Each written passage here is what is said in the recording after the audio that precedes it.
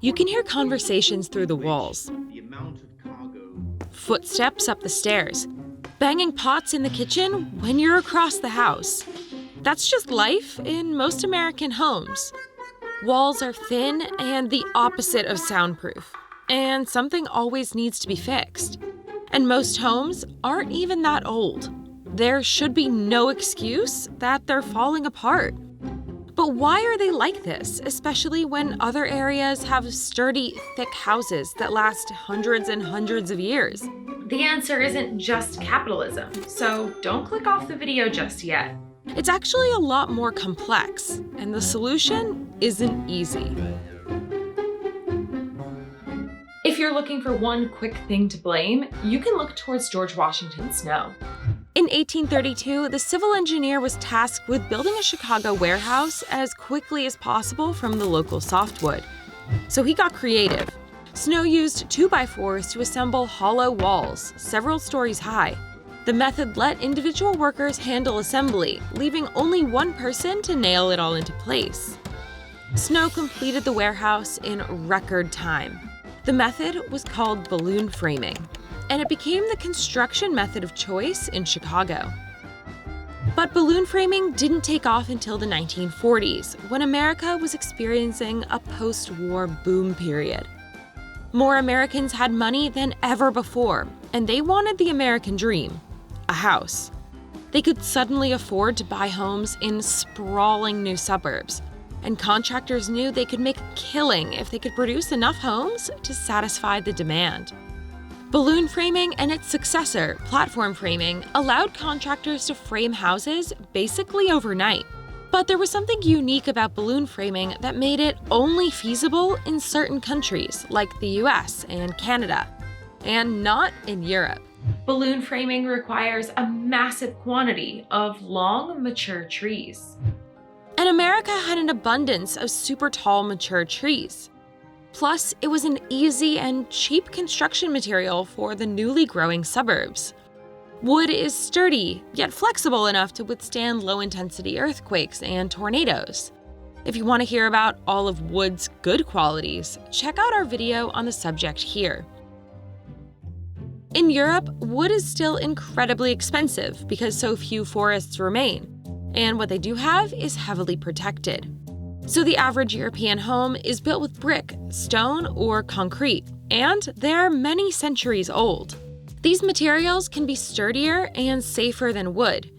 A concrete masonry wall has a, shocker, higher fire insulation property rating compared to a wooden frame wall. One of these concrete walls has a fire rating of around 4 hours till it's destroyed, as compared to a wooden framed wall, which only has a rating of around an hour. Insurance carriers also have long-term data suggesting that homes constructed of brick are less likely to be destroyed by natural hazards. And if saving money is your game, the U.S. Department of Energy estimates that you could save $340 a month, or over $4,000 a year on heating and cooling if you live in a brick house over a wood one. It's estimated that losses from wildfires have added up to $5.1 billion over the past 10 years, a number made even more bloated by all the wood-framed houses. Now, to be clear, wood isn't necessarily a bad building material. I mean, take a look at the Fairbanks house in Dedham, Massachusetts. It's been standing since 1637. But in general, wood is harder to maintain. In fact, without maintenance, many houses won't make it to 30 years. And to many Americans, that's just the right amount of time. The US Census says that the average American moves houses 11 times in their lifetime. That figure across 16 European countries? About 4 times. Since Americans are constantly moving their homes, they don't need them to last as long. They expect a semi-new home wherever they go because with the increased owner turnover, regular maintenance isn't normally done. It's easier just to rip it down and start over fresh. But why do Americans move around so much? You can blame the job market. In America, it's much more common to hop around between companies. The opposite is true in the European Union. The World Bank reports that the median tenure of the average US employee was 4 years, while the median tenure in the EU was 10 years. Part of that culture of constantly shifting jobs is moving to a new area to take that job, meaning you've got to move houses. So, short story, blame George Washington Snow. Long story, blame the shifting US job market. Interestingly, we aren't the only country in the world to have famously flimsy houses. We share that title with Japan, and they're actually worse than us. Houses in Japan depreciate like cars do in the US. After 20 years, a Japanese house typically loses all of its value and is, on average, torn down just 30 years after being built. According to a paper by the Nomura Research Institute, it's a major obstacle to affluence for Japanese families. The collective waste is approximately an annual loss of 4% of Japan's total GDP. The total amount of new houses built in Japan every year is on par with the United States, despite having only a third of its population, which is shrinking every year.